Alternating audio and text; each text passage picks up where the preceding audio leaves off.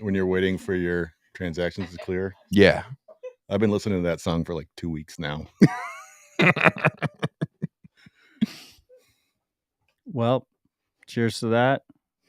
Happy Bitcoin Tuesday, freaks. It's your host, Odell, for another Seal Dispatch, the show focused on actual Bitcoin and freedom tech discussion. We got a great crew at Bitcoin Park here in Nashville. There's a Rust programming workshop going on in the other building right now. We have BitDevs coming up tonight.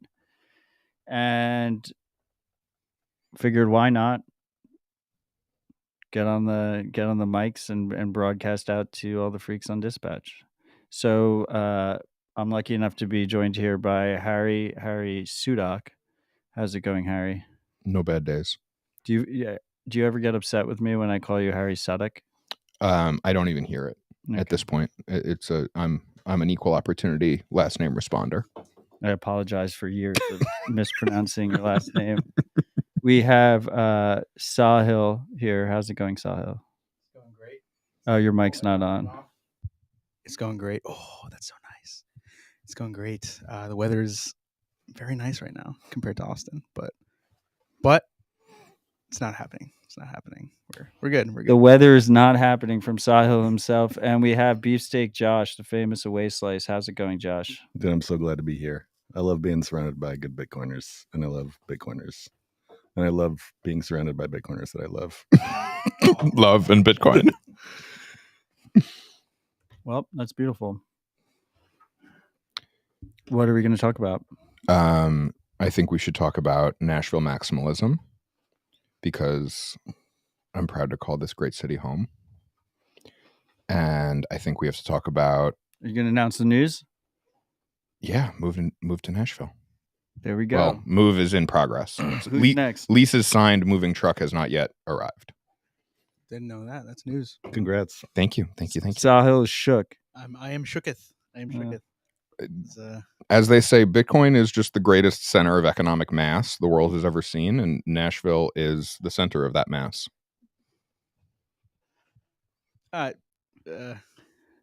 Congrats to Nashville, but once there's a downtown, It's not a competition. It's not a competition. So, I mean, we were talking, I don't know what I want to talk about. I'm excited for BitDevs. We have Jay from BitDevs. New York BitDevs is going to be doing our BitDevs today with Steve, P, and Matt, which I'm really excited about.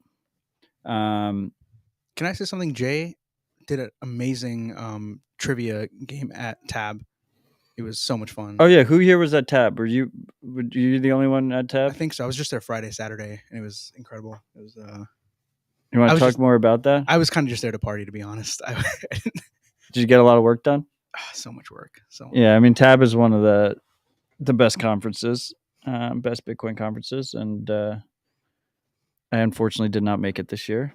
I love Tab. Very good reasons. I feel like as a non-technical person, it's the hardest one for me to justify going to. No, but it's like BitDevs. It's the same totally. thing. You just sit there and just hope you get osmosis. Well, that's the other part of it, I think. And then you drink. On the other side of it, it's true. It's probably that makes it the one I should be trying to go to, because I would stand to learn the most. Yeah, I mean, you don't really learn something if some guy's on stage telling you there's only 21 million Bitcoin. Yeah, it's true. I don't know. Maybe there's going to be more than 21 million based on these malicious and aggressive miner activated soft forks that apparently are all around us. Great segue. What are you talking about? I don't know. I occasionally peruse x.com in my spare time. And Harry's got a blue check. I do. It's an issue. Oh, here we go. We've agreed to disagree, and the partnership is strong. There we go. I'm with you there, Harry. So I mean, let's talk about. I think the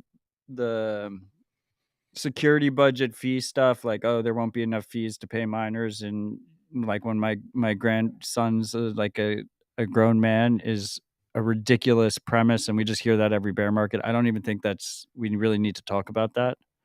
But we have this new element of eternal September, of where like the same arguments happen every cycle. In drive chains, drive chains, and I'm curious of your opinion. To me, drive chains is just like another variation of a similar argument that we've had, ever since the dawn of Bitcoin, but definitely at the very least ever since the dawn of Ethereum and like new age shitcoinism. I think there's a couple of components to this discussion that are worth dissecting or thinking about more or less objectively. But the piece that just kind of drives me insane is this argument that like these fees are happening elsewhere, therefore they should happen on Bitcoin. That's just a completely false premise, right? Like we're not fighting over a scarce, fixed amount of fees that all cryptographic coins are fighting over. Like that's not there's not like a walled garden and we're all just fighting to the death for that usage. There's different projects that make different trade-offs, and those trade-offs have arrived at a number of different business models that integrate that technology for better or for worse, and therefore have earned the fees that they are currently receiving. Now, does that mean that I think that there are projects that shouldn't, that shouldn't just take the harder technical path to build on Bitcoin? Oop, Sorry, I hurt myself. that was my fault. Continue. They didn't hear that. So there's other projects that have utilized these trade-off structures to build secondary and ancillary businesses on top that have driven fee revenues in a different direction. Those don't necessarily belong on Bitcoin.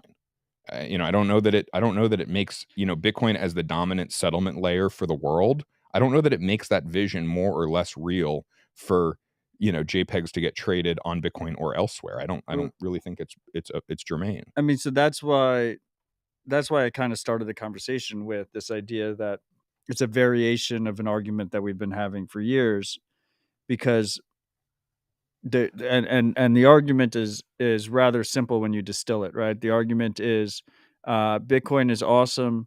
It should do as many things as possible. And then like Bitcoin is awesome and we need to protect its censorship resistance and distribution and robustness at all costs and keep it very focused and as simple as possible so it can accomplish that goal, which is this base of a global financial network, which is an insane goal.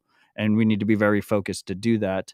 And there was a deliberate decision by Bitcoin stakeholders throughout the years, multiple times, to keep that vision very focused. And what do you see in shitcoin land as a result?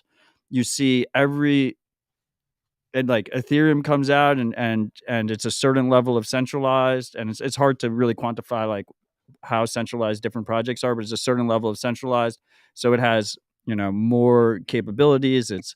It's quote unquote faster, it's cheaper, and then all of a sudden someone goes even more centralized than them and has even more features, or has this functionality that's like a Solana or a Tron or something like that comes out, and then someone comes out with something like that, and you have this race to the bottom where you lose all that value, like the core value prop, which is actually censorship resistance, and monetary policy. But meanwhile, Bitcoin is just like this stoic protocol in the room that is just incredibly focused, and no one thinks like Solana is competing with Bitcoin, right? It's like these are the ETH killers. They're not like a Bitcoin attack. To that point, Matt, at what point do you draw the line and you just kind of say, I'm going to mute everything and not care about it, versus I'm going to learn about it, learn the details and push back? Like, I don't know what that balance is, but for me, I just kind of mute some of the stuff.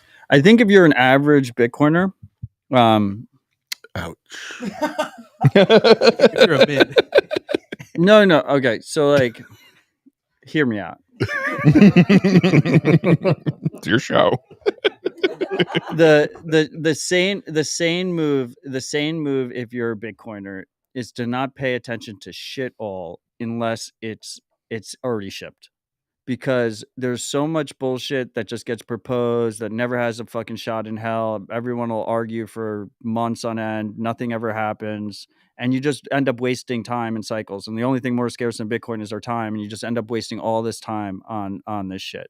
And it's honestly, it's the same with shitcoins. It's like in 2017, there was people that were reading every single white paper, every fucking thing. Time-wise, you're better off just completely ignoring it.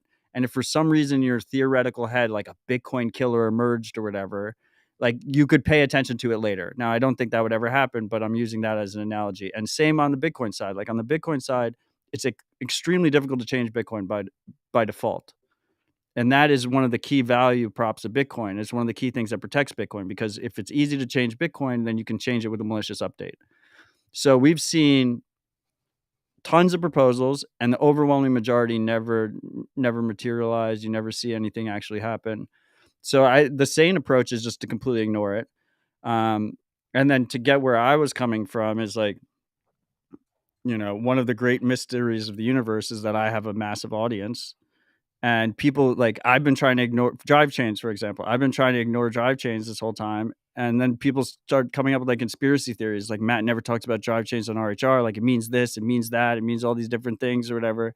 And then I feel compelled, like I feel responsibility to the audience to like actually go and look into, like I spent 3 hours with fucking the block stacks white Yeah, I remember paper, that. That's just so that I could argue against stacks usage, because it just kept getting publicity that it got to the point where like people were like, Matt, like, what is your opinion on this? Like, I need your opinion. But if you're just a sane Bitcoiner and you didn't put yourself in that position, like there's no reason for you to even need an opinion on it. Or I think, in my opinion, like it's mostly just Twitter nonsense drama that's kind of buckling over. I don't think it's a real thing that has any shot of happening.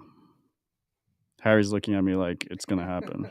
No, I don't think it's going to happen, but I think that sort of this approach is particularly slippery for a couple of different reasons. The first is that it takes a sort of a surface level critique of Bitcoin and then drives that wedge really hard.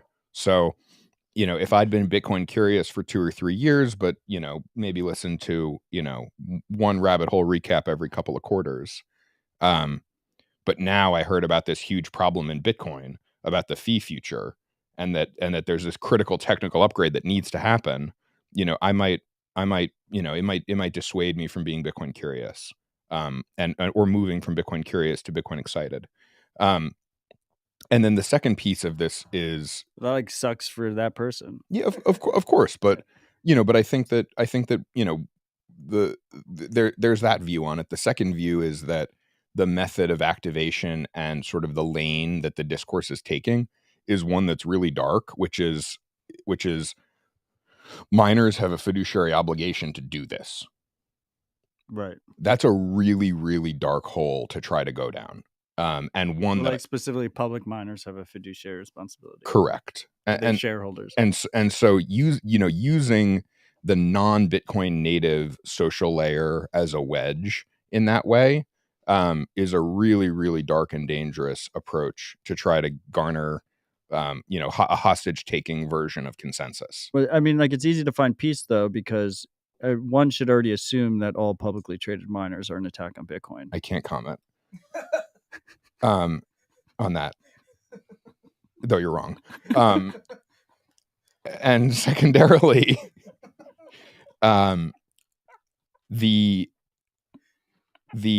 approach, the approach of just this overall sort of hostage taking. I'm glad we're all amused. I'm glad this is fun and great for everyone involved. Apologies. I'm not amenable to sort of the quality of the discourse, which is like on the one hand hostage taking of key stakeholders who've invested billions, if not tens of billions of dollars in mining infrastructure. Like those stakeholders are not your pawn to activate your software project, and that's not a reasonable way to try to gather consensus. Right. I mean, but I think part of it is just like I wonder what kind of support we're actually seeing behind the scenes, because like you not. said, like these miners, they're putting, millions of dollars of investment into their mining operations. They're doing it with an incredibly long-term lens. And to me, the incentives for conservatism, like for lack of change, for moving slowly, is most strongly aligned and strongly held, like in those large mining operation circles, because they just have so much to lose. They have so much skin in the game. Like their ASICs are literally worthless if the Bitcoin fails. Yeah. So they tend to be very risk averse. But yeah, I don't know.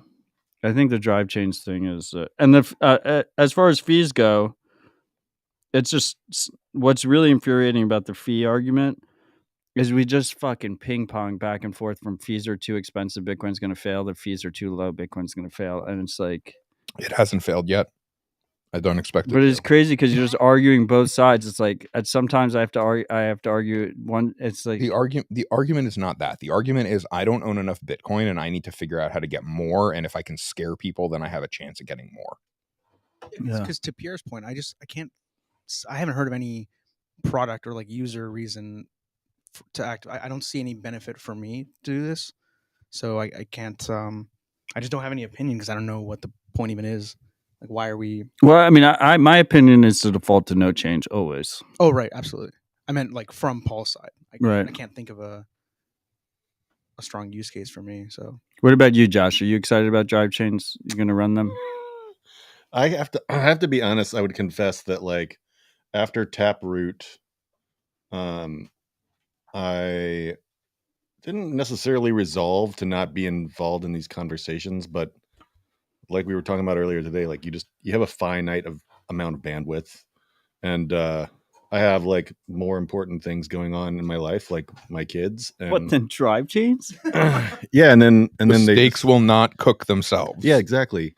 And so the stakes are my responsibility, not drive chains. But then the downside to that is what happens with me personally is I default to people who I trust to tell me their opinions on drive chains, which is like what's happening right now with me listening to you guys. And that's also what happened with Taproot, where I just kind of like, I can't comment on whether or not Taproot is a good idea. What does this handful of people say about it? So you're like a second-class citizen. Yeah, I'm an average Bitcoiner. And a meme was born. Okay, we could just end the show there, I think. It's a good rip, guys. I do agree with Josh, though. I feel pretty much the same way. Yeah. Okay, so here's the main. Let's break it down, actually, because this would be kind of interesting. Because me and Harry, I feel like, have, as much as I like to grandstand about saving my time and not paying attention to drive chains, I feel like me and Harry have spent a decent amount of time looking into drive chains. I can't afford not to. And I feel like the two of them haven't. So like this could actually be a really cool setup where that'd be helpful to the audience, right? So the way I look at drive chains is the key to the whole thing is this idea that we could have side chains, right? So you can think of something like Liquid, right? Where Liquid has a federation around it, and that's a side chain, but that federation is a multi-sig, right? You can think of it like a massive 3 of 5 multi-sig, right? Now, instead of those being just random federation members, right, like Bitfinex and Wiz and, I don't know, all the different Liquid functionaries, but all those federation members, imagine if they were mining pools. And that's what drive chains is for the most part. And so what happens is miners are essentially the custodians, right? Just like in Liquid, all the Liquid critics will remind you all the time, all the Fediment critics will remind you all the time that, yes, it's federated multi-sig, but it's still custodial. It's just collaborative custody. It requires multiple people to rug you together instead of just a single rug, right? Same thing with drive chains, but it's mining pools. And the argument for them that we hear a lot is opt in. But the problem is that mining is a very competitive game. And if some miners are opting into the shitcoin shenanigans or whatever degen, DeFi stuff and revenue that's coming from those side chains, they're going to have a competitive advantage over the ones that don't. So you don't really have a choice as a miner. You're kind of compelled from the market perspective to try and seize that revenue, and you become a custodian. So you add all these other potential external risks that we can't necessarily comprehend. But a very simple risk that you definitely add is we already know miners are regulatory targets. We already know they're a little bit vulnerable and they could be a target by U.S. financial services or whatnot. If you add them as a custodian to potential DeFi, degen stuff, you're obviously significantly amplifying that. And that's let alone all the potential, game theory risks or like smart contract complexities or whatever. So would that fuck up only those miners and the people involved in those side chains? No. So this is the Yes. thing is that, well, so order sort of first derivative, yes, Right. but the second derivative Like is if you didn't update Bitcoin Core, like if I don't update Bitcoin Core, I don't even know those side chains exist, right? So from like a absolute direct point of view, it doesn't affect us, right? But if a bunch of miners get caught up in it, mining pools get caught up in it, then it can, right? well, and opting out is a choice until you start to enter the compelled range. So let's just imagine a hypothetical, which is that SBF launches FTT 3 years ago as a side chain, and now he has a ton of stolen money sitting in a side chain, and now that FTT is going through a bankruptcy proceeding. Do miners have an option to not opt in to dealing with the statute to repatriate those funds? Or are they going to start compelling pools to behave in a certain way as it relates to the sidechain? So you think there could be like more regulatory capture Look, of these? Of course, because you're just expanding the surface area of how all this stuff works. The surface area just blew up. Miners currently aren't custodians. Point blank, period. They're not custodians. And let me just double click on why that is. Technically, I hate that term. Marty used it on me on RHR this week. Let me just unpack that for you, Matt. Can we unpack that? Unpack is better than double click. Can we double click on that? Let's double click on it. Let's just say let's unpack that for a second. Let's just unpack that for a second. Yeah. The reason that the way that the mining pool business and the mining transaction processing thing works is that miners generate pool shares. What that means is that the pool sends us a template of what would be an acceptable block. We then go and look out at the difficulty level for a block that would be acceptable. We then send all those shares back to the pool, and then the pool broadcasts that across nodes. So all we're doing is selling compute. They give us a piece of paper, we fill it out, they send it back, they grade the test. That's the whole exchange of value, is that miners are doing this one action and they're selling their hashes directly to the pool. What drive chains do is we now have this peg in, peg out vote process, excuse me, which creates the miner at the miner level making a choice about every single drive chain in real time. So this is the one thing that I feel like, isn't there some sort of node activated, like if you want to dispute that peg in, peg out, you can propose a soft fork? Do you know anything about that? It sounds like you're saying it's more at a minor. It's not even like my node. It's well, so because you then start voting with hash rate basically. But do you know what I'm talking about? Where this was in the BitMEX research piece that I didn't read, but Guy Swan read it to me. Shout out Guy. Yeah, shout out to Guy. Where they're just basically like, if there's a dispute on what should happen on the peg out, you basically node runners vote by soft forking or not. Do you know anything about that? All right, then forget that I said it. Maybe it's not a thing. I would believe it. I don't know the proposal that deeply, but I'm just kind of in awe that this is like something that's been worked on for 8 years. And there's still these sort of very rudimentary misunderstandings of how the system actually works. Yeah. And I still don't get what the benefit is. So maybe well, that's the other thing. No, the benefit is you get shitcoin like functionality without the shitcoins.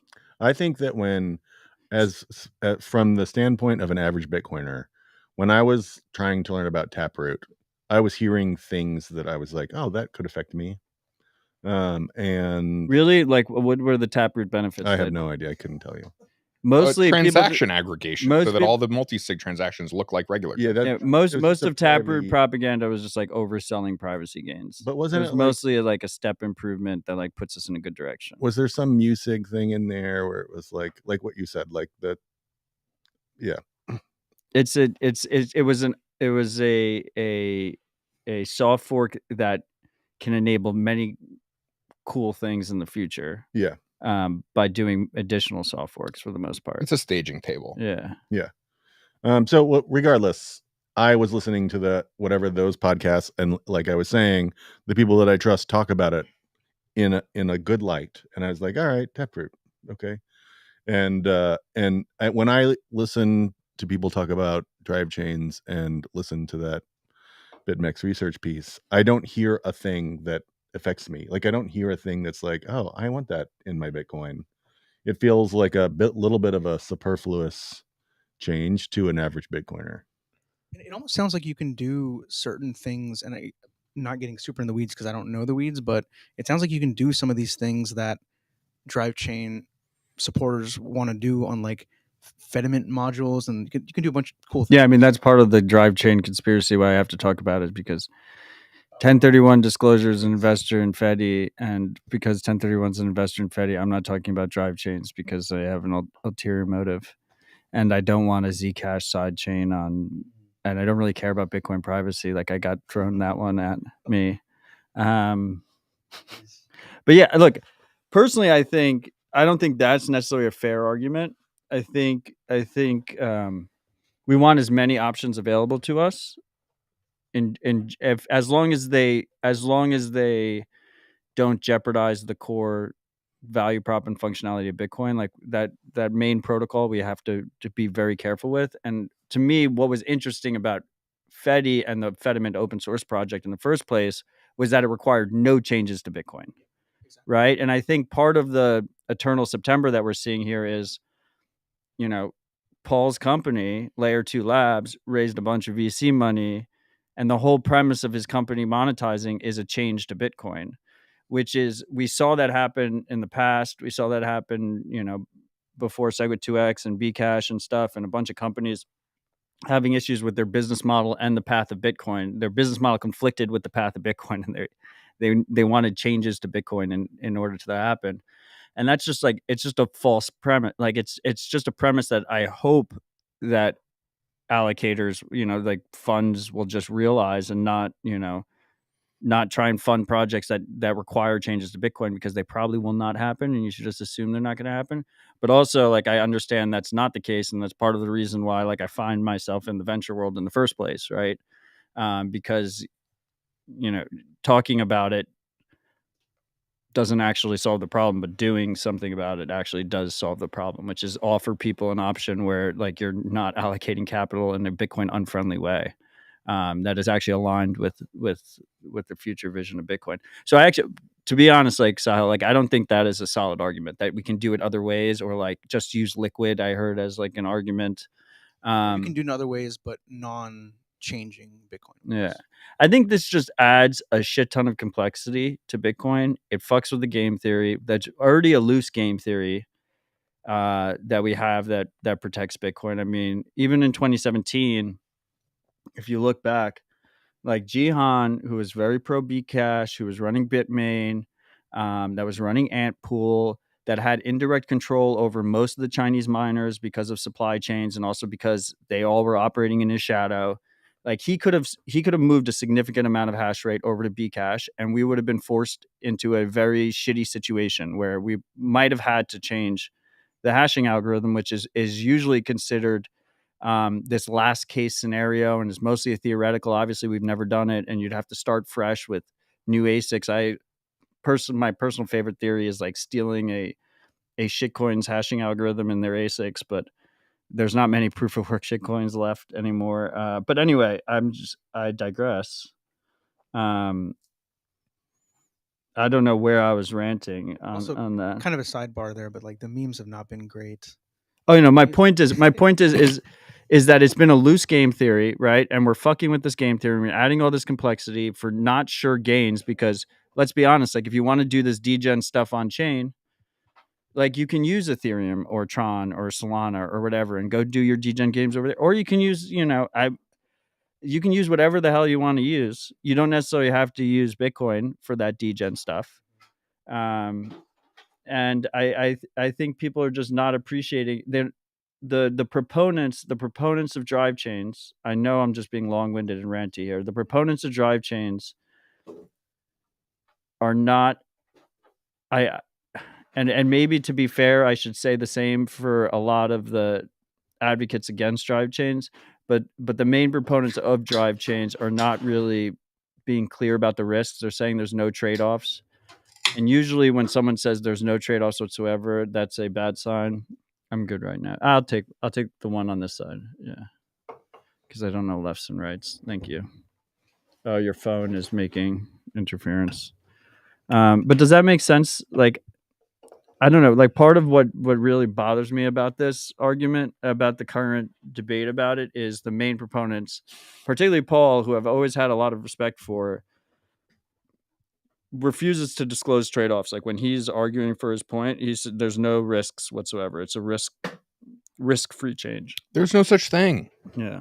There's always a trade-off. There's always pros and cons for things. Like it's disingenuous. Like that, and there's lots of changes that I might advocate for in the future that will have pros and cons to them. There's not a zero risk solution, and that doesn't mean that our current status is the least risky. It just means it's the current one that's under the stress test of the regime that we live under today. Yeah.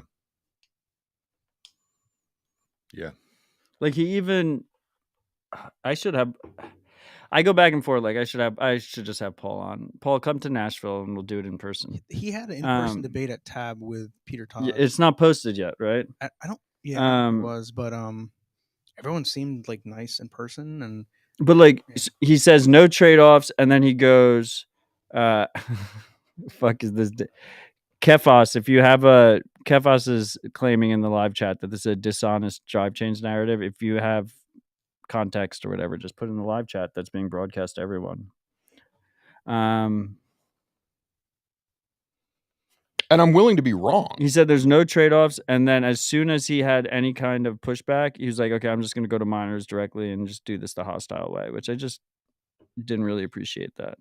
And it doesn't respect the fact that miners are thoughtful, and I'm totally talking my book, but miners are like thoughtful and measured about our view of changes that introduce tail risk. Kefos was agreeing with us. No.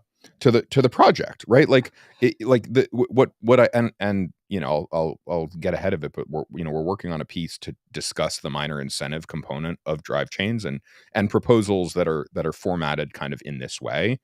But miners can't be short-term thinkers because we take so long to pay off our infrastructure. We sign such long-term power agreements, and the machines need to function for 3, 5, 6 years in order to justify, a really healthy rate of return on the investment. And so, every decision that at least the miners that I talk to, the time frame that we're all working under is 3 to 5 years at the shortest, and really it's 5 to 10 plus. And so any decision that introduces tail risk over time is pretty poorly thought out if you want to make miners happy. Like what decision doesn't, though, I mean, look, I guess if you're a crypto hedge fund trying to trade tokens, that's the only business model that can't think in that time scale. Yeah.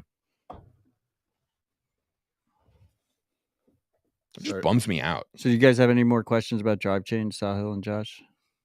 No, I still feel like I just haven't had a compelling, like, why I should care about this aside from pushing back. I just don't. We're not the demographic, right? Yeah, it's the people. It's like if Paul was to sit here and be like, "This is why you want." We don't realize, or I feel like people do not appreciate, is there's a new class of Bitcoiners that their first experience with Bitcoin might have been wrapped Bitcoin on Ethereum. Their first experience with quote unquote crypto was in the EVM Ethereum ecosystem, Solana, whatnot. I have like no experience in that ecosystem. And that they're coming from a whole different perspective. Like they're not even used to necessarily the UTXO model of Bitcoin. Yeah. They're used to this account-based fixed, and when I explain this to Bitcoin, it's just like you're just reusing your address over and over again is how you can kind of think about it. Yeah. But they have these fixed account numbers and they have, tokens attached to them, and they have bridges and dexes and algorithmic stable coins, right? And all this other shit. And they're used to that aspect. And that's who they're kind of targeting with this. I agree, Cortic. He said, stick with BIP47, fuck drive chains. But yeah, I mean, but that's who he's appealing to. And he's also appealing to some miners. They're not, I won't say a bunch. I personally do not, I think that maybe there should be some conversations had. There should definitely be conversations had if we, for whatever reason, thought a majority of miners might go along with this kind of strategy, because it does put us all at risk. And we have to start talking about, what kind of mitigations can be made. But I personally think it's way premature for that. And I think the majority of hash rate would not go that way. Like Harry said, I mean, it's a risk adverse industry, which is it's ironic because most people, especially in like the energy world and stuff, might consider like Bitcoin mining like a risky subsection. But for the most part, it's long-term thinking, risk averse, like very tight margins, trying to eke out as much profit as they can get. But there are some of those miners that were neck deep in Ethereum mining, that did have some kind of proof of stake component. There's some miners that do have proof of stake components, that there are validating ETH with their ETH stake, and they're getting involved in trying to quote unquote put their money to work and try and eke out quote unquote yield on that, right? And so for those miners, Paul's narrative is can be appealing to them. Like I think it is hitting with some of them, and it's important for us to acknowledge that's the case. And don't get me wrong. Look, if there are ways to get transaction fees on Bitcoin to rise over time, we have a huge vested interest in that happening. But we can't do that at the expense of the Bitcoin network security model and the long-term viability of the project. Got to keep it simple, robust. So, if Bitcoin fees aren't quote unquote high enough, it means that we need to build businesses that incentivize settlement finality as a useful value proposition. Mempools are never going to clear again. I hope so. I've gotten so used to, like, what is it, 12 or whatever it is now. I'm just like 17, 19 sats per VByte. It's the new normal. Catan's in shambles. See you at 200 200. sats per VByte. Catan has all these 1 sat per bytes. He's just dying on this hill. Can we just, like, now that we're talking about sats per VByte, just like what happened with that fee last week? Like I know there's probably a big company or an exchange and the whole. Well, explain what happened to the just someone paid a freaks.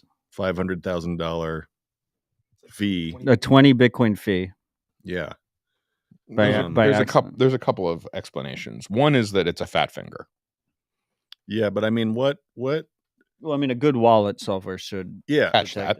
Yeah. So that's one explanation. No, isn't the explanation that some more power user wallet software that an exchange might use actually like has you dictate all the outputs, and if you fail to dictate a change output, it just all gets put in the fee?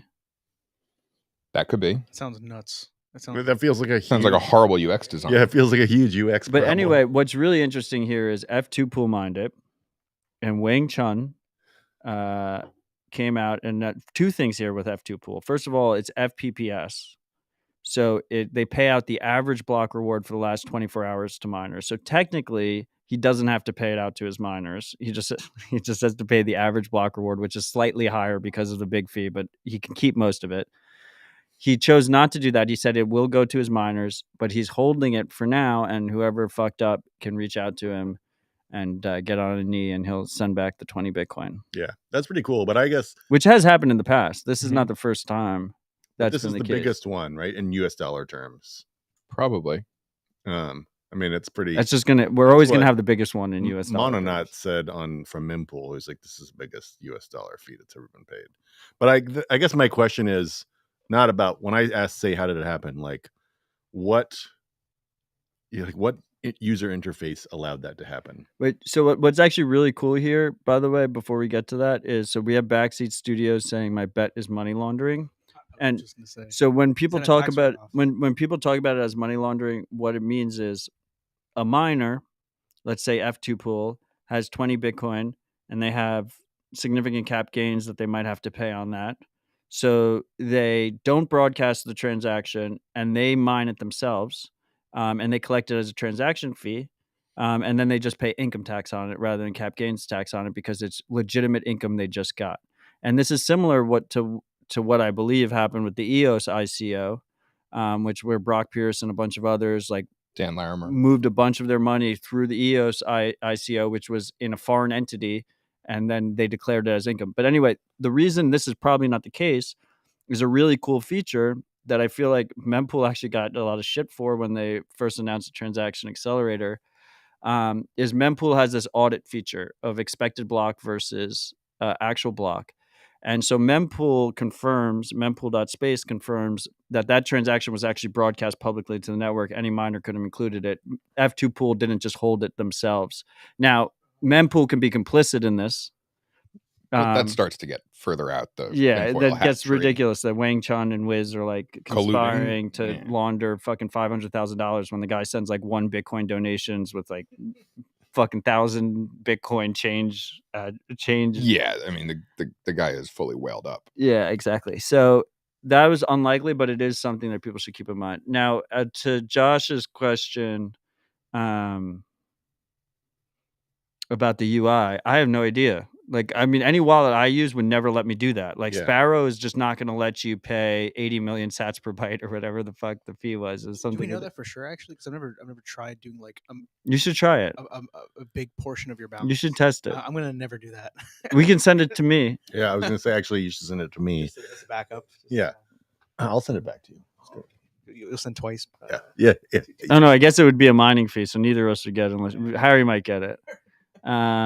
Thank you. Thank you for your. But yeah, no, Sparrow will warn you. All the good wallets should warn you that you're paying. I mean, their UI should not even let you do it. And this is another reason why, if you're sending large balances or spending out of large UTXO balances, that multi-sig is the way. Yeah. I don't know if it's weird because it's a reused address that pays out constantly in appeal chain. And someone in the comments is saying the live stream of the stream has frozen. That sucks. Did it work now? It looks like it's working now. I have no idea. I see your comment, so we have that going for us. Wait, Harry, did you say multi-sig because there's multiple chances to check? That was to check the transaction.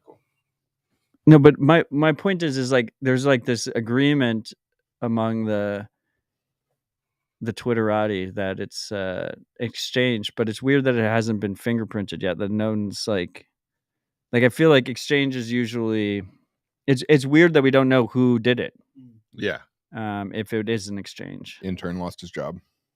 Well, that's what I'm saying. Is it just some like internal exchange wallet where you can make that sort of mistake and or somebody just like they thought they were fucking around on testnet or something, like who knows? I mean, I don't think that's what happened, but it's just like I can just imagine like I think I'm doing something cool in like a command line wallet. You're right. I can like, see a command line wallet doing that. Yeah. Oh shit, there goes 20 Bitcoin. Yeah. And it's gone. Such an average Bitcoiner move. It is super interesting. Like you want to talk about adding complexity to Bitcoin with drive chains, and I there's actually kind of a cool overlap we can actually talk about here with this 20 Bitcoin fee. Now, this 20 Bitcoin fee was by accident, right? Now, imagine Bitcoin has all this different functionality on it, and different blocks have significantly larger fees associated with them. That actually starts to cause some game theory issues in terms of reliability of the network for everyone else, because miners are incentivized to play games to try and get that one block. If one block is worth 20x or 50x or 100x more than the next 10 blocks or 20 blocks, then there's value to an attempt to try and reorg back to that block and take those fees for yourself. And so one of the beauties of this of Bitcoin being as simple as possible is this idea of, okay, as demand goes up, so should fee pressure, and so should the purchasing power of those fees, even if they stay relatively static in Sats, which I don't think they will. I actually think in Sats terms they go up as well, but also in sheer purchasing power they go up.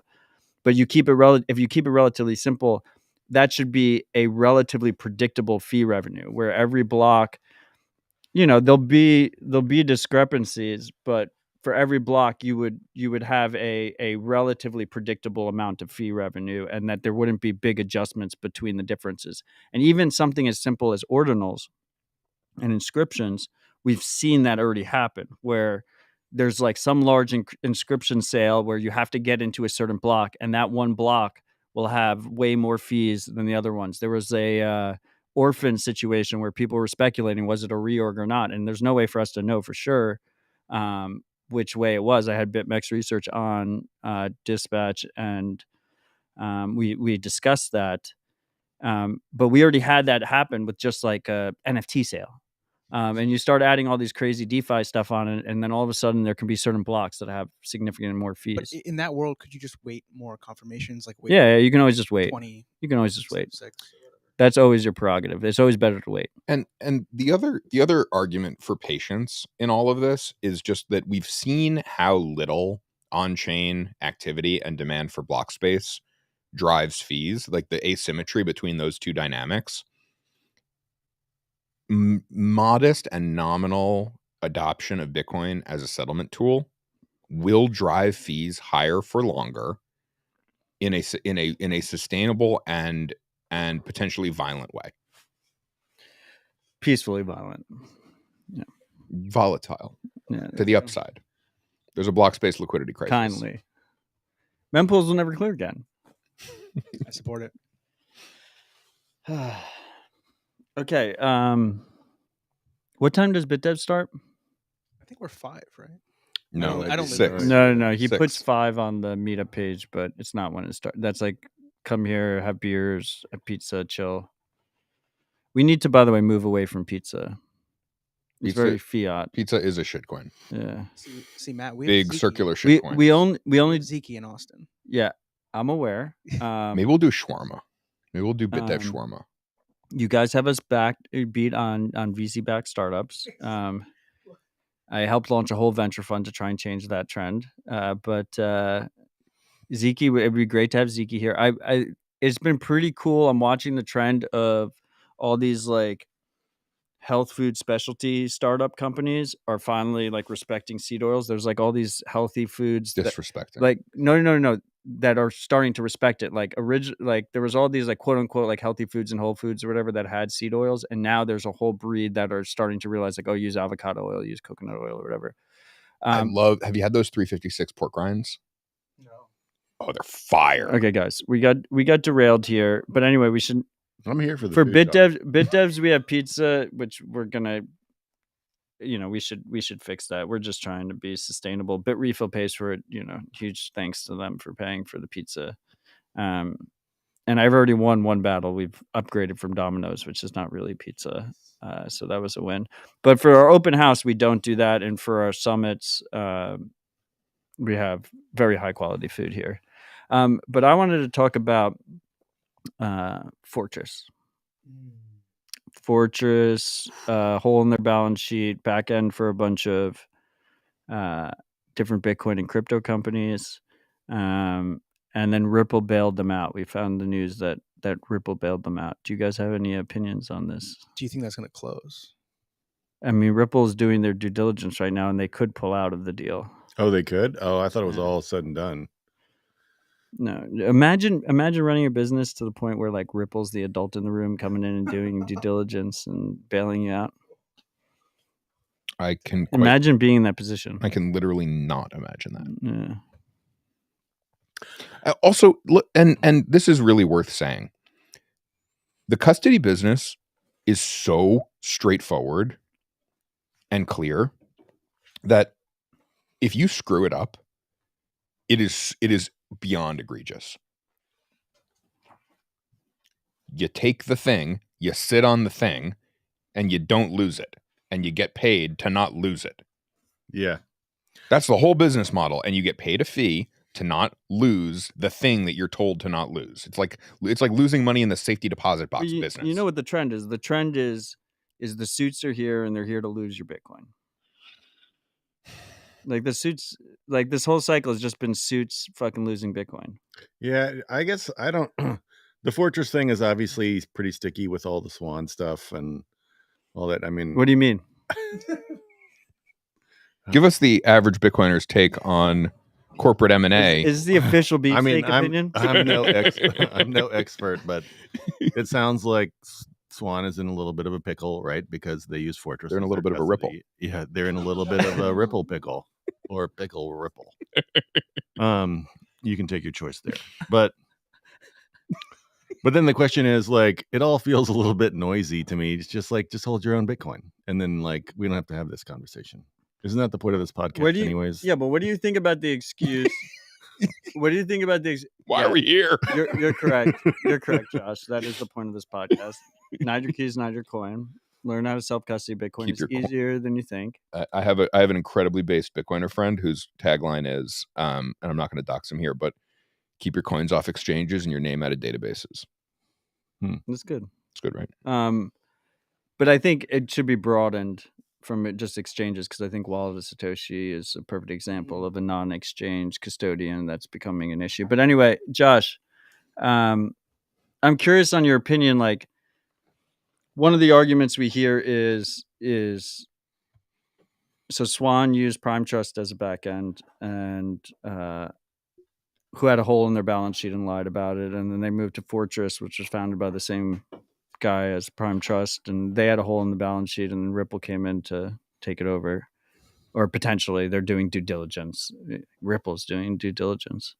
Swan's argument is that they're right. They constantly tell people to self-custody Bitcoin. Does that absolve you of custodial issues if you advocate for people to self-custody Bitcoin? Like, does that absolve you of making potentially reckless decisions with customer funds? I mean, the obviously the answer is no. Yeah. But the question then is like, you know, you try to run a company, it's like, how hard would it be for them to be the custodian? You know, I imagine it's just like jurisdictional process. But I mean, Cash App does it, Strike does it, River does it. Yeah. No question. There's already a ton of companies that use it. Coinbase does it. Kraken does it. Binance does it. Bitfinex does it. Allegedly. Yeah. I mean, yes to all of those. But you're a Bitcoiner, so you should do it. I guess. I know it all goes back to that, but that is a fair point though, Matt, because I was gonna be like, oh yeah, there's an interesting debate going on of like, because it is a fair point of building a business from scratch the hard way. There's merit to that, obviously. There's also the challenge of building a business, and there's like real challenges there. I'm not saying that's you should take the shortcut, but yeah, it's tough. I'm gonna go the other way. I think they're pretty well absolved. Actually, what do you mean? I think when to me it comes down to the business model. Like the reason that those other exchanges do it themselves is because they generate revenue on multiple turns of the same capital, because they're trading houses, right? They're not a traditional, ATM style brokerage, right? So I view Swan really as like an ATM window. where you show up, you hand them your dollars, you get the Bitcoin, and then Well, you don't get it right away. within a very reasonable amount of time. Isn't it like a month or something? It shows up in your account. My understanding. Are you the only Swan user here? It shows. I used to use. Josh is like, my friend told me. No. Average Bitcoiner. Average Bitcoiner things. Yeah. I was a Swan user. I'm pretty sure the way that it works is like when you buy it, it shows up in your account, but there's like a time between when it shows up and when you can withdraw. And what is that time? It's like a month, right? I don't know. I have no. A month is a red flag for me. I think for River it's something like that, unless you wire, because wires are more like less chargeback. It's Yes. it's the fiat is the issue, and it's the fiat side. Yeah. And to be fair, everyone's making a fraud calculation. Cash App rate limits the shit out of you on intentionally. withdrawals. Yeah, it's a fraud calculation. So so I think like if the nature of the service for me is that you're not, what they're not trying to do is say, not only do I want to sell you Bitcoin, but I want to keep your Bitcoin on our books for as long as possible to facilitate as many trades as possible. What River's doing is they're saying we are offering a virtual Bitcoin ATM. You give us dollars, we give you Bitcoin. Swan? I'm sorry, Swan. So I think that because that's the nature of their service, making the decision to not invest hundreds of millions of dollars in their security program the same way that a Kraken does or a Coinbase does, it is a function of the difference between the business models. Yeah, I think that's a good point. What about like Strike? I think that Strike.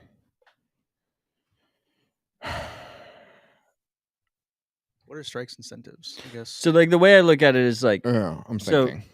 Sorry. So Strike, it's not good audio. Strike, Swan, and River launched around the same time, right? And so River did things the truly hard way, and they built out everything vertical, their own stack. They did MTLs, money transfer licenses, in every state that they had to get one by one. It was like really hard. It's like River supports 3 states, River supports 4 states. Oh, River supports Connecticut. It's like no one gives a shit about Connecticut. And like they're at like 29 states or something like that.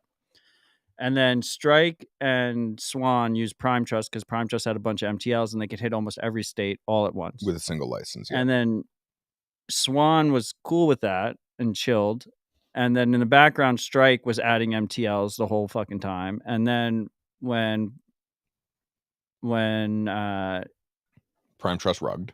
No, but before Prime Trust rugged, Strike and Swan moved off of Prime Trust. Swan moved to Fortress. And then Strike was ready with all their MTLs to do everything in-house and now supports more states. I think they're at 49 states. I wonder what the last one is. It's definitely New York. It's New York. They support like 65 countries, not New York. But I actually took issue, by the way, at Bitcoin 2023 when he put up the world map of where they serviced. They should have blacked out New York, and they didn't. It wasn't blacked out? No, it was. I would have been pro blackout if I had. They should have done that. New York is like the North Korea of it's so bad Bitcoin brokerage access. But yeah, look, and I want to be careful here because I do like there's a bunch of people at Swan that are my friends. People think like the investments and all this stuff is the biggest conflict of interest when you have like any kind of platform in the Bitcoin space. The biggest conflict of interest is like friends and like talking about friends on air when they're like not here. But like my biggest issue is this idea that seems to be in Swanland among the Swan team that like that is something that you should be proud of, that you don't control the full infrastructure stack, because that's how TradFi works. And they're correct. That is how TradFi works. But like that is not how Bitcoin works. And with Bitcoin, trusted third parties are security holes, and every individual shouldn't trust any third parties or trust they should minimize their trust in third parties as much as possible. And the same thing goes with companies. Like if your company's fate is on someone else's lap, if someone else can rug your customers, that's a horrible fucking position to be in, because there's no bailouts in Bitcoin. I mean, like Ripple might come in and buy unless your you ass, overpay a fee of $500,000. But they're going to get paid that back. Yeah. If you're tuned in. It's a small world. Like the people that accidentally pay 20 Bitcoin fees is a small world. Like Wang Cheng's probably going to have dinner with him the other, All right. Sorry to interrupt you there. But you know what I mean? Like that it's it's the aspect of gaslighting, this idea that vertical integration should be the goal for these companies. So it's like, if you're a company that's focused on freedom and privacy and sovereignty for your users, like you should be Enabling moving. that. No, but you should also be moving to a world where you have as much freedom and sovereignty and power as possible, because otherwise it's trusted third parties all the way down. It's like on top of each other, all multiplying against each other. It's a compounded risk. I Yeah. wonder if there is another, if there's like a, because there are benefits to moving the other way, right? You move faster, but yeah, there's a lot of downsides too. So I mean, someone other than yourself can rug users. Yeah. Like the sovereign individual way is like the only person that should be able to rug your users is yourself. There are no users. And like, there are no users. There's only you. Yeah. Yeah. I mean, I guess I'm with you. Compounded risk, blah, blah, blah. But you're blah, blah, blahing me? But no, The average Bitcoiner speaks. I was blah, blah. Actually, for the record, I was blah, blah, blahing Harry. But yeah. Well deserved. Well deserved. But by me. They're all those companies are trusted third parties. You know. Yeah, like, but they're adding trusted third No, parties I on know. top of it. and I agree. And I think it's probably the risk is exponential. It's not linear. And it's like, Yeah, that's what it's like multiplied. Yeah, but I'm not a and math so- guy. And it's fucking hard to build businesses. Yeah. Yeah. That's true. And you know, Especially businesses that make money. so Yeah. yeah, true. But I don't know. I'm just like, I don't know.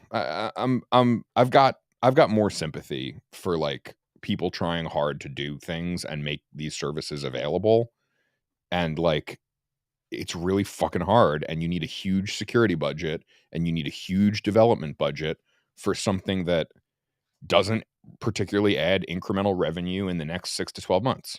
Well, look, it's more than that, right? Because specifically running a like regulated fiat to Bitcoin to fiat company is like, it's so much more than like the technical overhead. It's the Totally. fucking It's the lawyers. regulatory bullshit, blah blah blah. But like, so don't get in that business like that.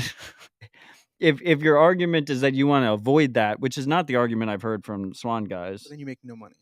but my point is like, I've had plenty of opportunity to run a business like that, and I would rather die. Like that is just not a place like I would be. Like where like you're asking the SEC permission, you're like asking all these different agencies permission. Like it's just a horrible fucking place to be, where you're just asking permission left and right. But if you're going to do that, I don't think the argument should be like, oh well, like I'm just gonna outsource that hell to someone else. Like that's just then not only are you at the liberty of all those regulators and shit, you're also at the liberty of the person you outsourced it to. Like we saw at the end of Prime Trust, they were losing state by state because they were, insolvent. We found out after the fact that they were insolvent. But to use your sovereign individual model, if they're offering an inferior product to their competitor, isn't the burden on the individual to choose a better service than on them to Free market? Yeah. But I don't love the do your own research argument, because it's like no one does their fucking research. You know, like No, Am I wrong? I agree. No one does. No, you're not. You're just funny. No, yeah, DYOR is like, that's It's a bit what's of a cop out. usually scammers use it as like a cop out. that was the Right biggest- before they yeah, rug like, pull you, they yeah, go, like, do your own research. it'd be like, Like buy my token DYOR. yeah, Prime Trust goes under, and they're like, oh well, it was all in the papers. You knew it was in Prime Trust. Like, why'd you use Swan? Well, like, like I think people it should be painfully obvious to people that are using Swan that if you're leaving it on Swan, your Bitcoin is sitting at Fortress, not at Swan. Well, And if something goes Technically, it's sitting at BitGo Bitco. down, oh yeah, through Fortress, but I'm pretty sure Fortress or BitGo can rug. That's what it comes down to, is like who can rug. yeah. Yeah. Sorry to actually you, but I knew No, I know. I knew it was going to happen in the comments, so I did it It's on too audio. bad you weren't wearing glasses. You could have like pushed them up when you did it. Yeah, thanks. Yeah, but you know what I'm saying. It's just like take your own Bitcoin. Take control of your Bitcoin, people. Like, just it's your responsibility. It's your risk. You can't criticize other people for how they handle your risk. Like in the end, if shit goes wrong. Yeah, but then you just sound like the guy from BitConnect. What was his name? Carlos. No, the other guy, Trevor. I've always wanted to sound like the other The guy who was in the car who was like, "You kind of lost your own money" or whatever. That guy. That was a take? Yeah. Did you know who I'm talking about? I have no idea. Is this like The BitConnect guy? I got to do I some forget his research. name. Comments. Do we have it? There's T something. Yeah. The guy who he rugged everybody. He was like one of the major BitConnect promoters, and then he Yeah. was like, "Well, actually, like you kind of lost your own money because you should have done your own research." Trey, what was his name? Trayvon Shavers. Shout out to Windsock in the Twitch comments. How long has Fortress been around? Not long. Yeah. Because Year it and a was half. I cannot quantify that for you. How do you get all the MTLs so quickly?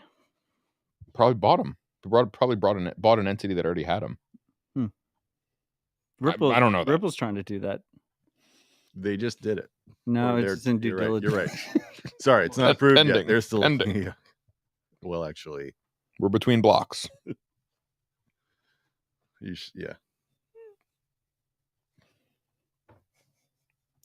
I don't know. It's a long bear market. It's sort of like a long time down here. I mean, we were talking about we have grassroots Bitcoin tomorrow. It's going to be. It was a pretty long year to me. It's our second grassroots Bitcoin here. Meetup organizers from around the country. Trayvon James. No, it's Trevon Shavers, right? James? James, yeah. Trevon James. We have Vivek on the casting couch over here, giving us the lowdown. That was the guy who blamed people for losing their money on BitConnect. But the incentives in the bear market are only higher to just go spend time with other Bitcoiners and pass the time pleasantly while we wait to win. I will say, quitting Twitter and going to Nostr has been a breath of fresh air in this bear market. Like every time I open X to see what the fuck is going on over there, y'all are just arguing about all this useless shit. See, And Matt, on Nostr, we're just saying good morning to each other. but Matt, Yeah. you got to get on the muting game. Have you? No, seen I don't mute or block. That's why the beauty of Nostr, you can't block on Nostr. But you can mute. Nostr is a protocol that was there was a name, it could have been called the Odell protocol. It's the ideal social media protocol for me, in my opinion.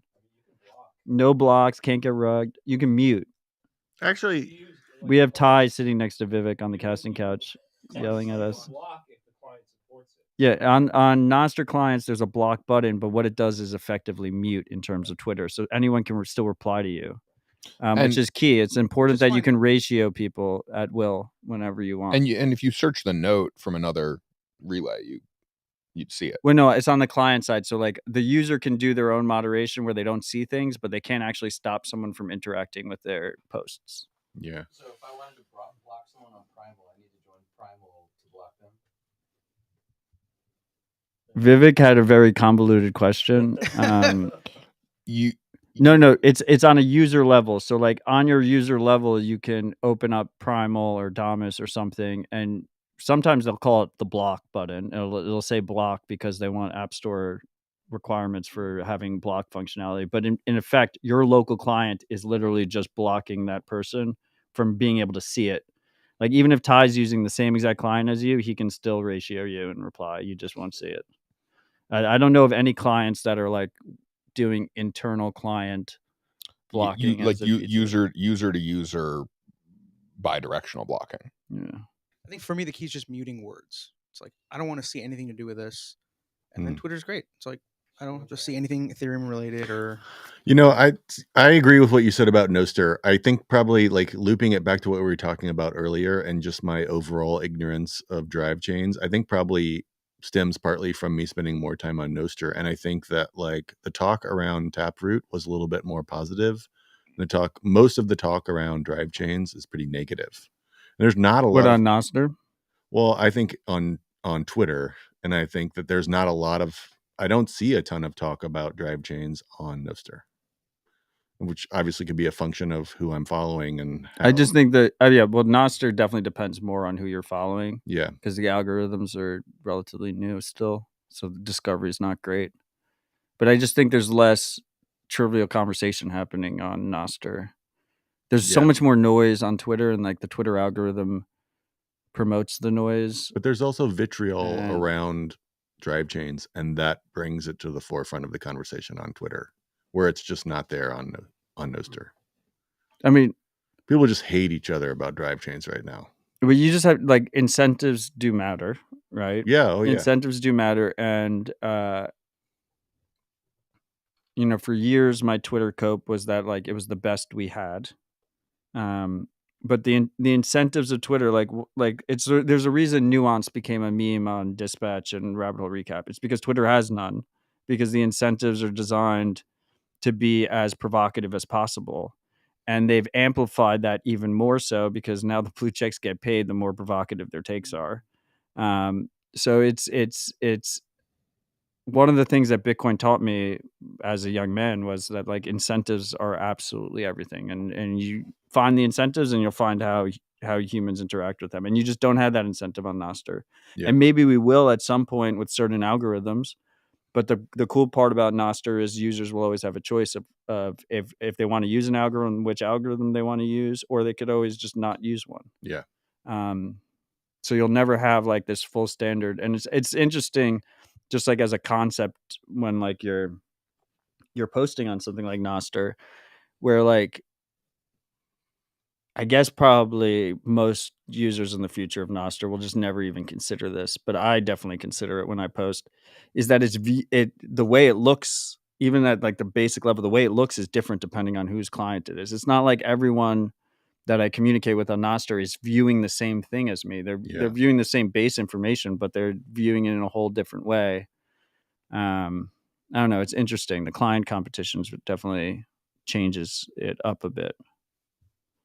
I think they're going to be huge subscription businesses built on Noster client development. Yeah, I think Noster is going to be the most chaotic of everything, to be clear. It's just going to be like if you use Noster without any kind of filters or anything, it's just going to be this massive fucking noise hose that just like goes straight into your brain and just fucking destroys you and fries everything. Because it's censorship resistant, right? Because it's unbounded, right? But right now we're in this like nice little peaceful adoption part of Noster, and I'm just appreciating it, I guess. I was talking to Ty about this, about like Primal and things like that. I want the algorithm on my side, on the client side. Yeah. Because for me, the chronological feed doesn't work as well. You're not a chronological guy. No, I want the yeah. You know, I'm not going to live in the pod, but I want the algorithm. You might live in a pod. You're like one of my few friends that might, like, you might send me like a picture, like, look how dope this pod is. Well, it's self-driving pod. Look, we can't fix Austin for him. Yeah, I mean the pod's nice though. Have you seen the pod? The pods are nice. Yeah. Awesome. Sahil's the self-driving car influencer. He like he rides self-driving taxis all throughout Austin with no human in the front seat. I'm very bullish on self-driving cars because Sahil trusts a computer behind a wheel more than himself. Yes, some of these guys are anti-cruise. Or are you an EAC? You know, Wait, can we go into that? What is that? I'm BAC. What is EAC? Accelerationism? Effective. Accelerate? It's effective accelerationists. Okay. Who basically believe that an unbounded, regulation-free, limitation minimized technology development cycle will produce the most human prosperity. Oh, I think I agree with that. It's a very reasonable perspective, but it's maybe you agree with that. So, you know, let's take a few examples to their terminal conclusions. Okay. One is self-driving cars. Yeah. Right? Like the idea that human beings are going to operate a motor vehicle is like totally asinine.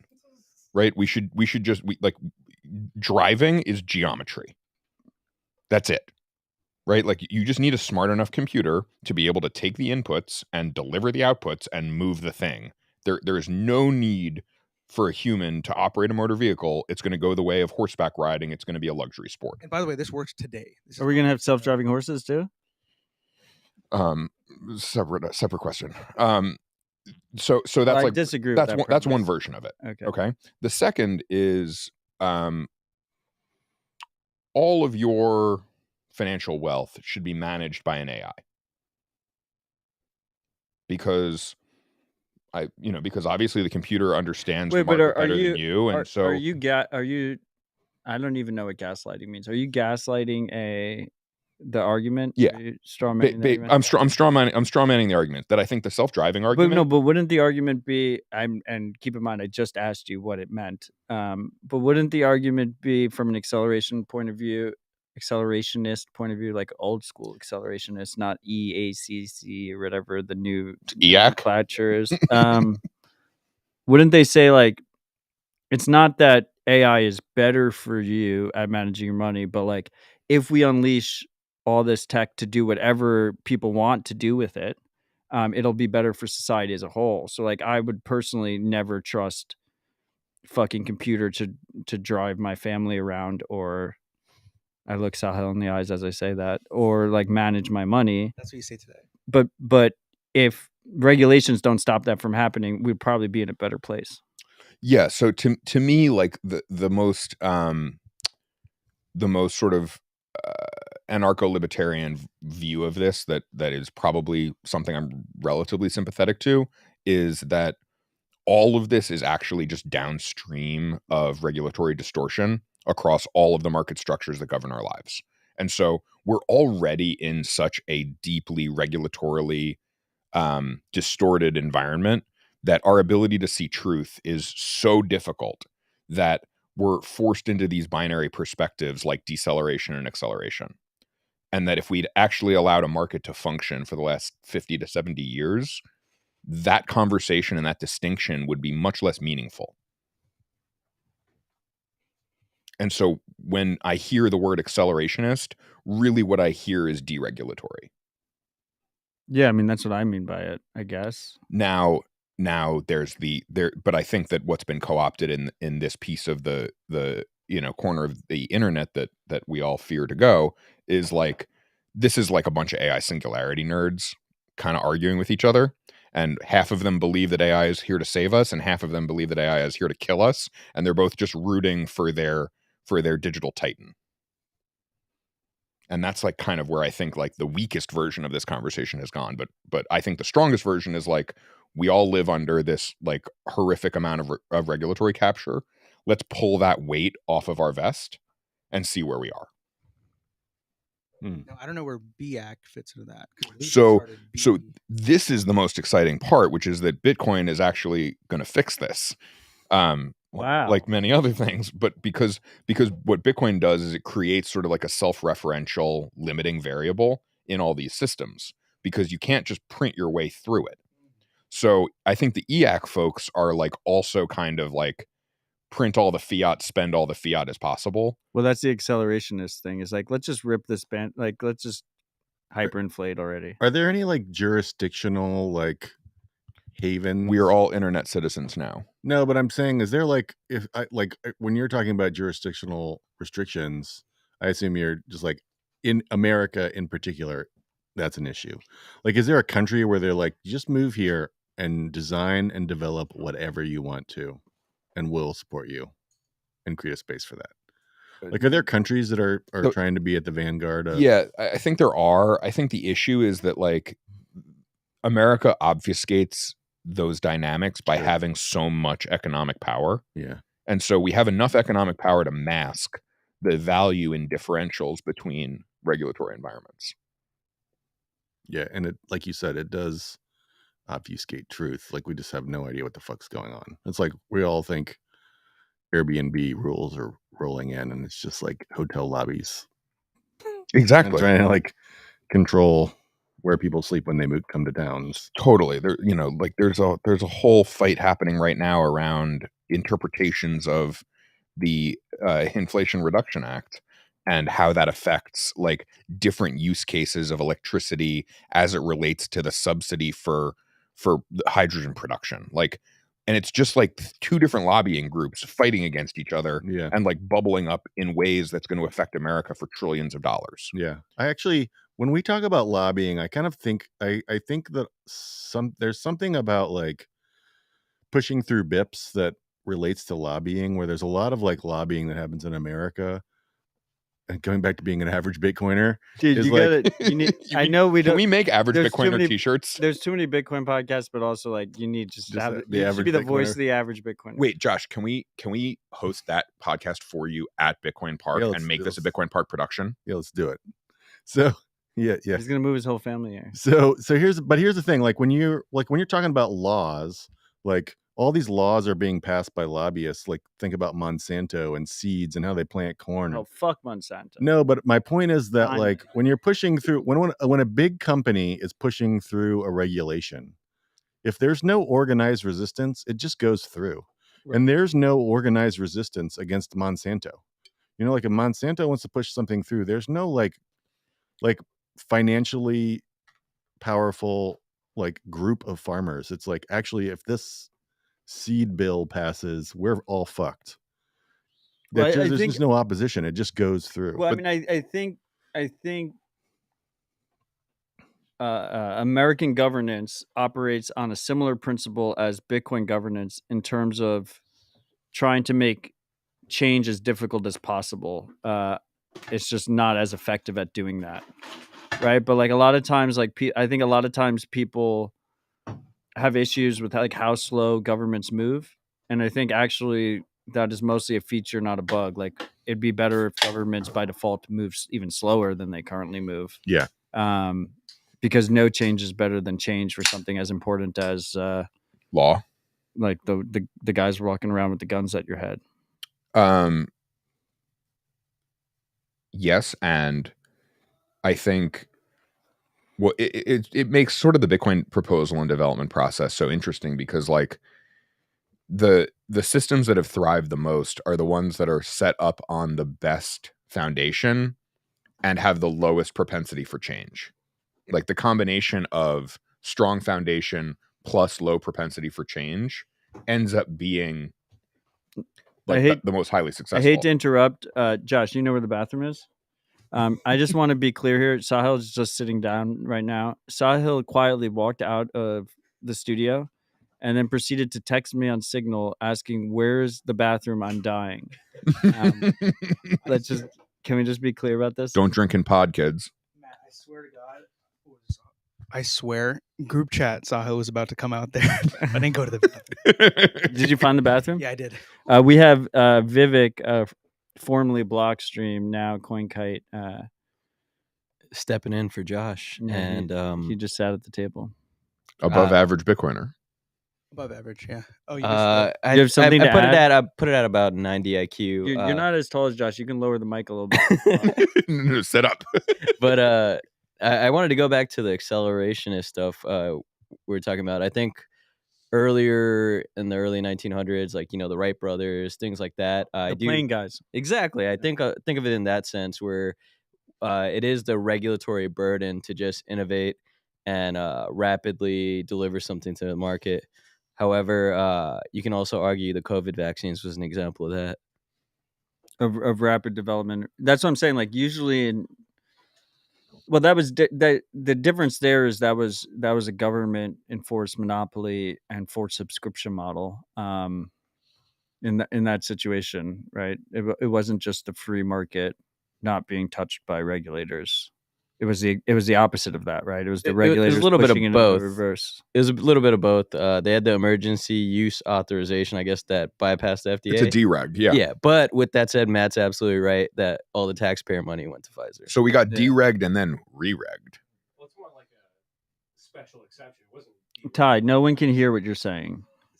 So if you want to walk and like use a mic so like people know what you're fucking saying. Yeah, it wasn't dereg. It was a special exception to select companies to develop this vaccine. It's not like you, Harry, can go and develop a vaccine and be like, hey, here it is, right? While we're talking about this was kind of a topic on Rabbit Hole Recap this week. utility companies are not private companies. Oh God. Like utility companies are like this perverse, horrible, like government enforced monopoly bullshit. Natural monopolies, as they call it. But they're not natural, are they? They're not. I mean, you don't want like 10 utilities in one place, right? Why not? You should be able to compete for it. The problem is the right of ways. The big problem is the right of ways, because if you need to cross like a train track, it's an or a eminent road or domain. It's an eminent domain implementation problem. like you can't just run gas lines everywhere or electric lines everywhere. Or Nor do you want to. yeah, they're not private companies. This is a very complicated topic. I think in general, like if we could have, I think governance should be as slow as fucking possible. Change should be as hard as possible. It should be as minimal as possible. This is something Texas gets really, really right. I did a little Texas dunking, so now we're going to do some big ups Texas, which is that the way their state legislature functions is that they have these huge gaps in between sessions. Yes. So Texas State House has a much slower block time than normal governments. And it's this feature that they've introduced, which is like they have like 18 months in between sessions. And it's this incredibly powerful mechanism by which they're able to get a huge amount of public feedback and a huge number of public hearings on any proposed new law. And so you miss the window, see you in 18 months. Go argue. But how long is their terms? 2 years, maybe. So they have like one session? Yeah. So wait, is Tennessee the Ethereum and Texas is Bitcoin? No. I mean, Texas wouldn't exist without Tennessee. Tennessee is like BitTorrent or I don't like any of these metaphors. Look, Texas is great. Texas is awesome. Texas. I'm not gonna, we have a good healthy co-opetition. But you guys, you should clean up your house before you start, we love Nashville. dishing dirt. We love Nashville. I don't know where we went today, but it was weird. I liked it. Guys, I mean, we still have plenty of time before BitDevs. We have people in the live chat on ScyllaDispatch.com/stream. That's the Nostro live chat. That's the best live chat. So thank you guys for joining us there. And then we have people in the YouTube and the Twitch comments. You'll still be able to view via YouTube and Twitch, but in a few episodes, I'm going to make it so the only way you can comment live on the show is through that Nostro live stream. So just keep that in mind. But why do I bring this up? I bring that up because if you guys have things that you want us to talk about, feel free to put them in the comments.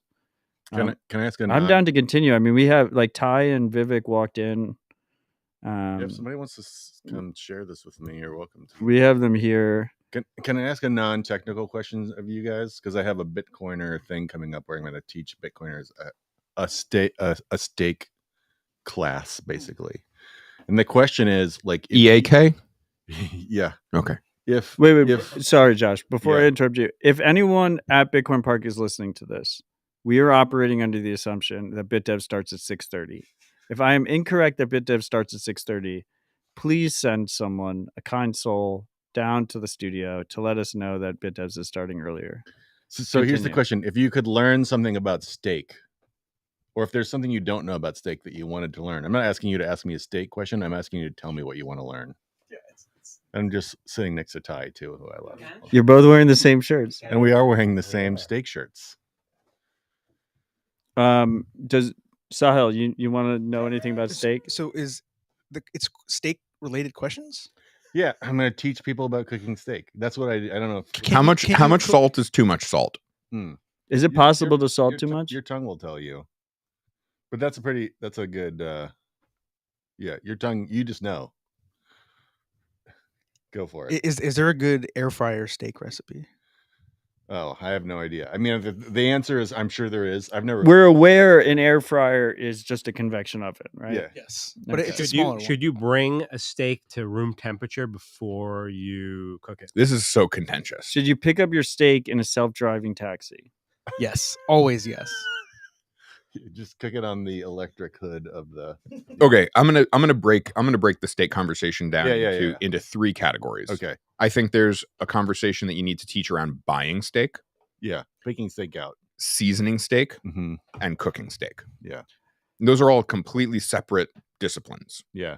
Do you remember the Pan Wars? Yes, I do remember them. I We won. lost many good men on that one. Where are you guys now? I switched. From what to what? I was Crockpot just cast iron. no. Someone say it on the mic so they hear it. Yeah. Crock He's- podcast. Vivek said from Is that how we're Crock-Pot. supposed to pronounce it? Yes. Yeah. Oh shit! I'm sorry, dude. I've been saying Vivek. Oh, here we go. He's still Vivek. Who His name cares? is Vivek, Anyway, guys. Tell him Sahil's preferences and your change. Sahil likes to cook it in a crock pot. His steak. That's crazy. Well, no, that's not true. I don't know where making up fake news here. and he I switched. switched to steel. Oh, I have so Which is like a steel pan. carbon steel, dude.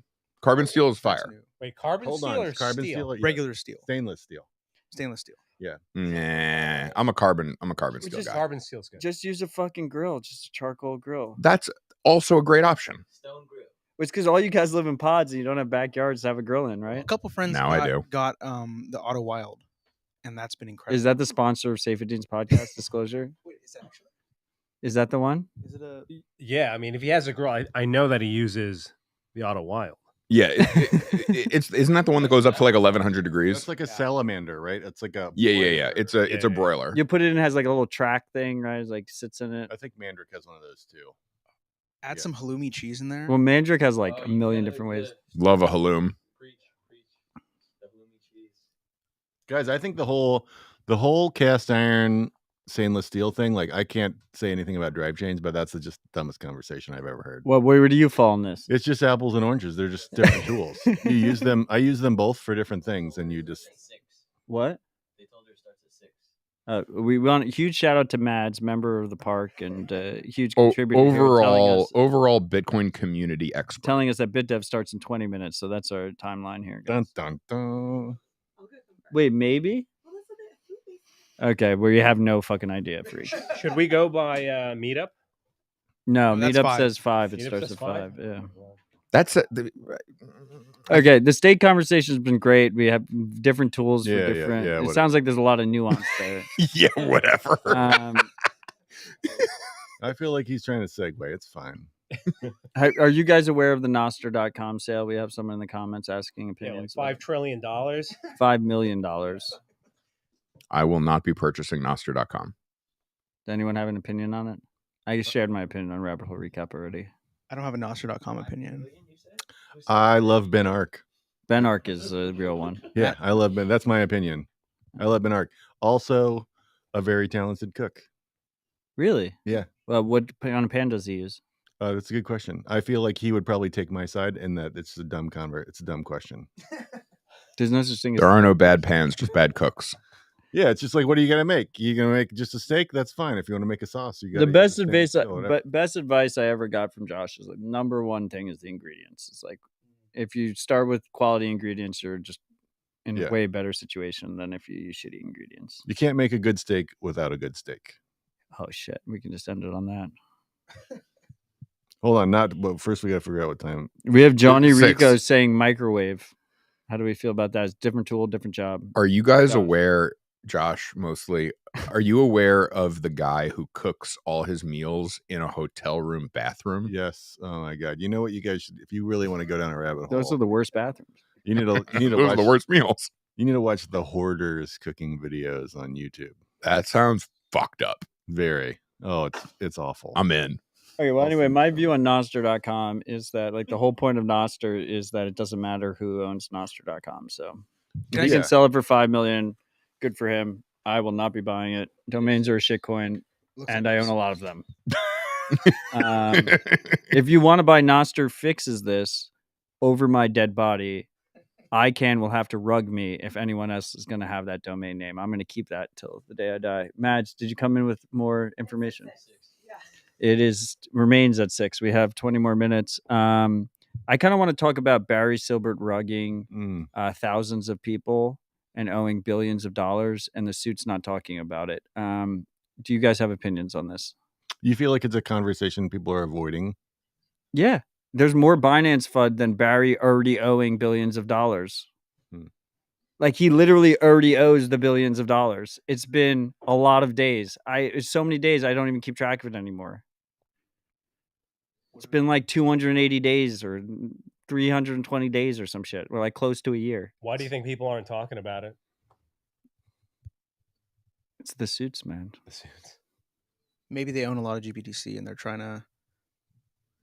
But the wait. people that own Yeah. GBTC hate Barry more than I do. You know, that's fair. That's fair. That's fair. He's wronged them so many times. He's still charging them a 2% management fee on the total assets under management, despite the discount. So In Bitcoin terms. Yeah. it's so insane.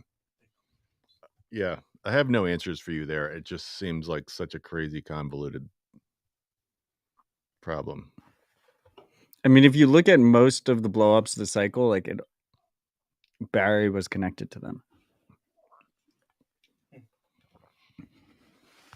Hey, when was the last time he made like a public statement or appearance or anything like that? About like 13 months ago, he said, "Big week." No, I don't know. I had to say, I don't feel like we've heard a peep from him officially. Like, there's not been like a. I guess there's the Grayscale CEO, Sun and Shine. Sondheim, yeah. Sun and Shine. Wait, what'd you say? Is that how it's pronounced? I don't pronounce names well. Yeah, I know. Vivek Quiet. is saying something. What is he saying? ache. Vivek? Yeah, Vivek. Like cake. Yeah, Barry Silbert seemed to be quieting down after the twins started their lawsuit. He says Barry Silbert's been quieting down since the twins started their lawsuit. They started posting like letters on social media and saying they got no response and stuff like that. I like actually felt pretty bad because I was like doing the tweet template, like it's been however many days and Barry Silbert still owes billions of dollars or whatever, and then like the twins like did their lawsuit or whatever, and like that they like used nearly that verbiage.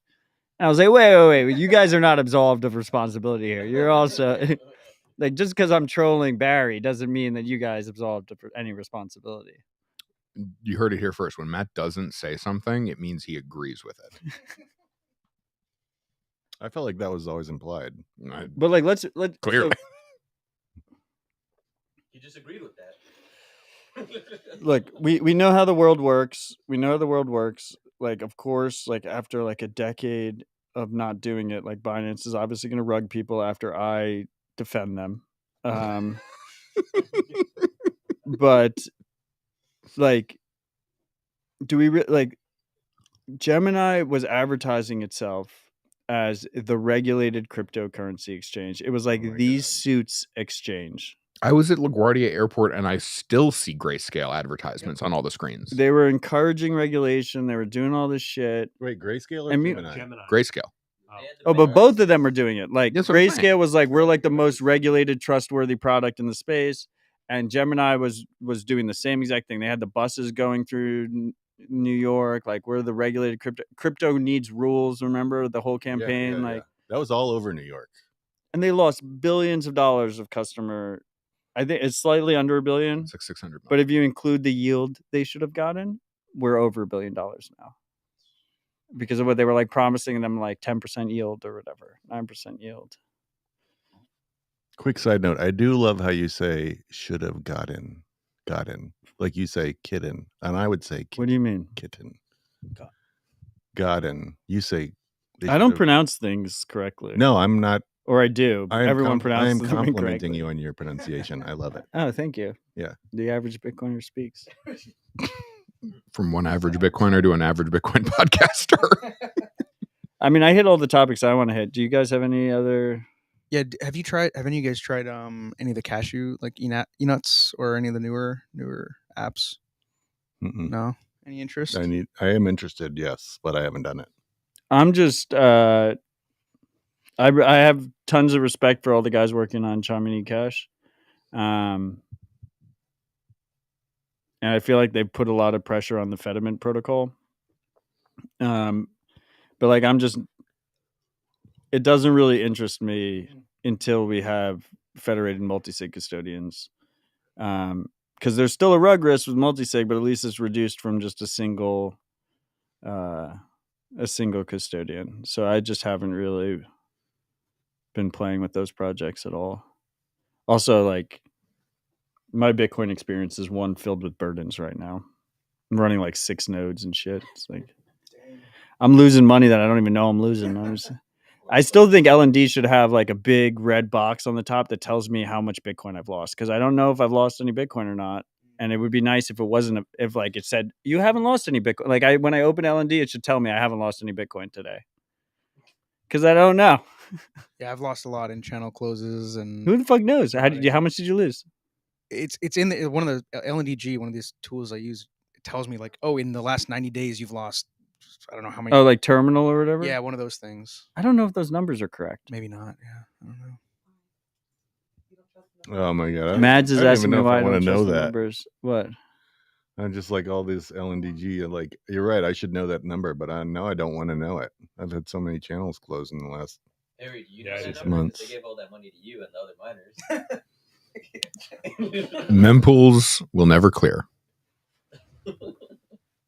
Cheers to that. This is For your forced closure is my mining revenue.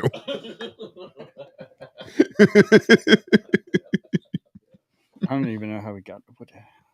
This has been chaos, and I love you all. It's been Yeah. a great party, Rip. Before we wrap up, I need to read boostograms. We're reading them at the end now so that we can just do a like shotgun start. I like the shotgun starts to the show. Thanks to all the freaks who continue to support the show. Dispatch is purely audience funded, so it is supported by wonderful donations from all the freaks out there. So thank you guys. And thank you for joining the live chat. I mean, now we have people sending zaps in the live chat using zap.stream, which is fucking cool. Not So Apple Pay? no Apple Pay. Zapple. Zapple Pay. Oh yeah, Zapple Pay is like a way to get around on Damus, but they don't have on zap.stream. They can just They just do it? Yeah, they just citadel-dispatch.com/stream, and then you just sign in with your MPub, and you can just Oh, that's sick. zap directly there. I like that. But we also get supported by Podcasting 2.0, and they have a feature called Boostograms, where you can attach a message with a set amount of sats, and I read the top boostograms from the last episode, which was titled "Bank Run on Binance?" With Dylan LeClaire. We have Gary Krause with 100,001 sat saying Primal also censored NPubs in their trending section, then fixed it almost immediately in software terms. Curated Noster algos and trending schemes are only just beginning. Optionality is underrated.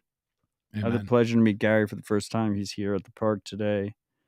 We have Ride or Die Freak Eric99 with 100,000 sats saying stay humble, stack sats.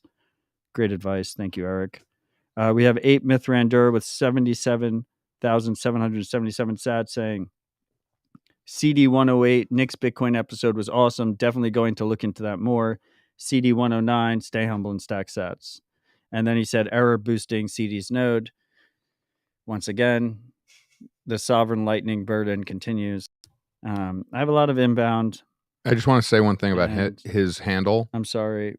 The money went back to your wallet. Just keep that in mind. So thank you for your attempt at donating. Sick handle from Mithrandir, because that's the Elvish name for Gandalf, and that's a sick Lord of the Rings reference. Yeah. Supposedly I quoted Gandalf the other day because they said we're not early or late. We're right on time. That is a paraphrase Gandalf quote.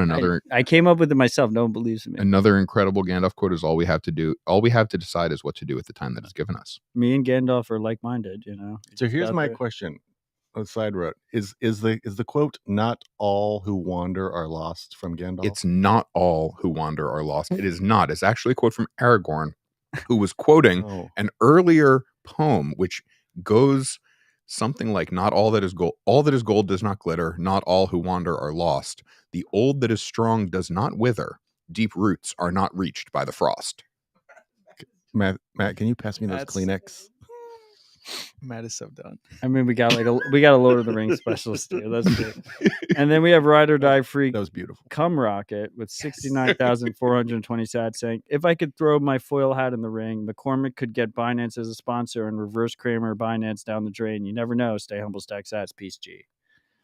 Come Rocket, I'm a huge fan. I don't know if you And are. I did Huge not fan. get those sats either. He says there was an error. Thank you for attempting to support the show.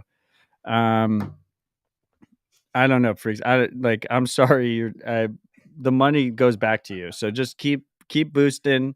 and you might even get it back, and you don't even have to spend the money, and you get to support the show that way. That's a great deal. So cheers to you on that. Before we wrap up, let's hit some final thoughts. We'll start with resident Lord of the Rings specialist Harry Sudak. Harry, final thoughts. Come to Bitcoin Park. Come visit us. It would be an incredible honor to host you. Thanks, Harry. We have pod living, self-driving car shill Sahil here. Final thoughts, Sahil. Don't live in the pod, but ride in the self-driving cars. Okay, noted. Thank you, Sahil. Don't- It's always a don't- pleasure having you. What? No, nothing. Sorry. What? You're just gonna? I'm. Okay, and we're gonna wrap up with final thoughts from the world's average. No, Bitcoiner. don't say it. Oh, fuck. Josh, beefsteak Josh. Final thoughts. Take control of your keys. Surround yourself with Bitcoiners you love. Oh, Cheers to that. Shout out to all the freaks who continue to support the show. Join us in the live chat. We have a lot of people here in Nashville. We're going to have a lot more people coming in over the next few days. So subscribe on your favorite platform. Keep an eye on Noster. And I'm just going to go live. I'm just going to go live with different people at different times. We're going to talk about shit. And hopefully you guys find it helpful.